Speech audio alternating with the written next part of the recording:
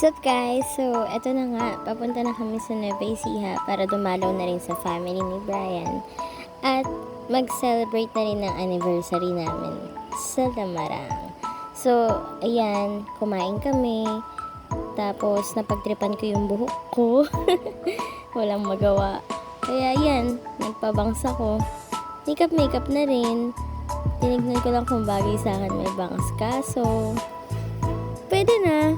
Kaso nung tumagal, ayan na. Naging ganyan na yung puso. Eto, papunta na kami sa Lamarang. Yan.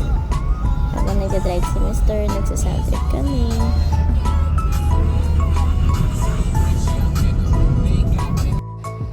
Ayan, pinabilis ko na hanggang sa makarating kami sa Lamarang.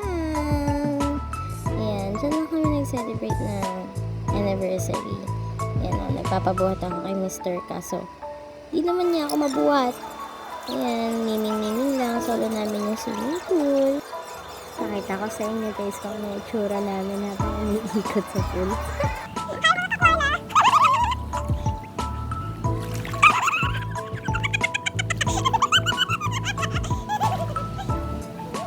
Pagkatapos nga namin mag-swimming, umikot kami sa resort.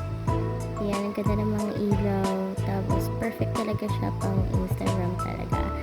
Ayan si baby. Ayan. Tinignan namin tong ads garage. At kumain na rin kami sa restaurant. Ang sasarap ng pagkain. Sobrang nabusog kami. Hindi na nga namin naubos. Tapos, ayun na, pauwi na ulit kami kinabukasan.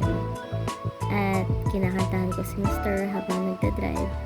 Hindi ko nga alam kung matutuwa ba siya o naiinis eh.